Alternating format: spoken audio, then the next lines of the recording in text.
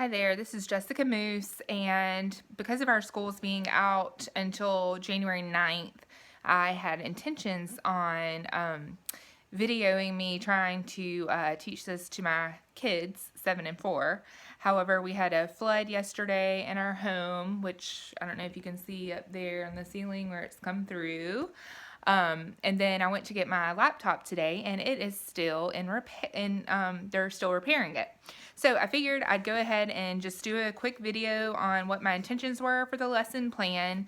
I'm in a first grade classroom. Standard would be RL3, which is to describe characters, setting, and main events using key details in a story.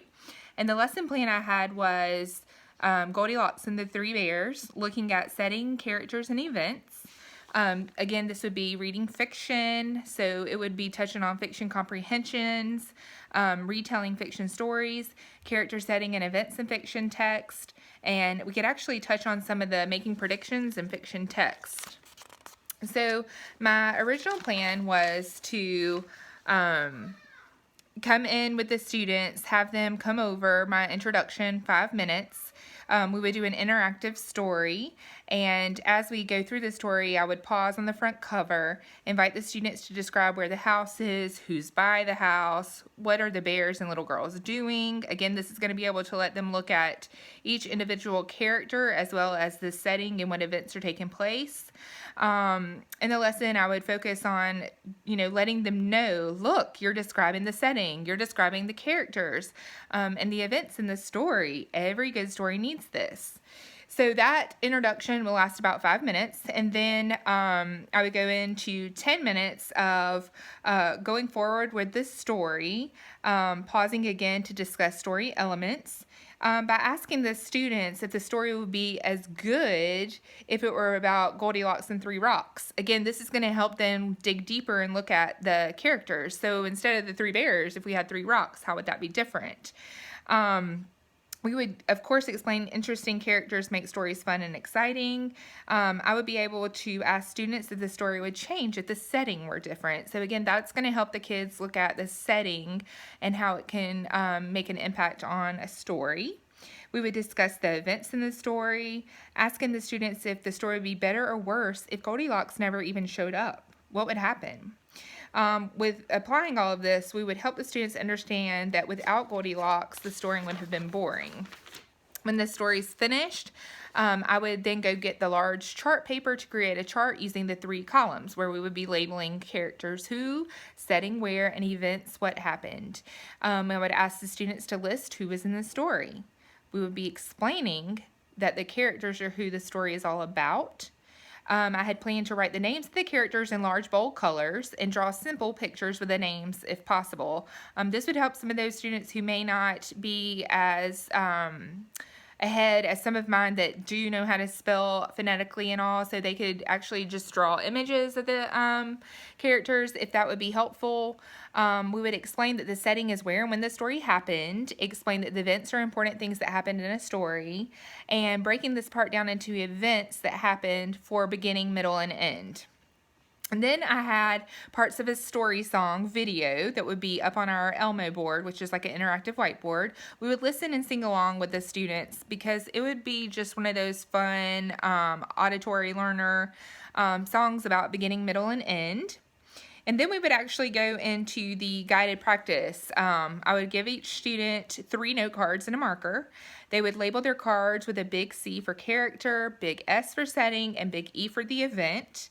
And the students will decide if I'm naming a character, setting, or event while I'm talking. They would hold up their labeled card. There would be the following prompts: a little girl, a baby bear, the woods, the house, broke chair, cooked porridge, took a walk, etc. As I do this, that would be another time for me to support and reteach those that may not be picking up on the activities. For independent working time, they would have a Goldilocks scene coloring page, and this is where the students are going to color the page with big C for character, big S for setting, and big E for event. I would model this by asking, is this the part where Goldilocks is sleeping? Or is this the broken chair? Or what event is this? The students would then go back to their tables. We would break out into working independently, and I would be encouraging the students to color the pages they finish labeling. So again, this is going to help me really hone in on who's grasping that describing character, setting, and events by using key details. For differentiation, those that are above students, they may include the names of the characters with their labels. So I could choose to give them spelling, or they could just spell phonetically. The students who need more support, they would have simple clues to guide them as they label their coloring page. And then as far as an assessment, every student would have a chance to verbally contribute to the chart during that instruction of us still at the rug. I would look for readiness to provide correct input. I would look for students who hesitate while playing the game during the guided practice. If they're holding up the wrong card, I would explain the correct answer before we moved on. We would continue playing the game until all the students respond quickly. During this independent practice, I could walk around the room as the students worked to check for understanding. I would offer support to those who need it and take note on the students who needed further instruction. So in closing, I would invite the students to define the words setting, character, and events. We would talk to a nearby friend about their favorite event in the story. We can ask the students to tell the class their favorite character in the story, and tell the students to think about a silly setting other than the house in the woods. How would that change our story? And then maybe let the students share their ideas with the class. So basically that's what I have planned to do. Again, it's to meet that objective of being able to describe the character with key details, describe the setting with key details, and describing the main events in a story using key details. And I'm sorry that I'm not in a classroom to be able to do this. I feel that we have a good range in my class of students. However, we already have them broken into groups where we have our high readers together and our lower readers together. And so, again, this would be something we could be navigating a little easier by having those groups. So thanks so much, and I guess that's it for today.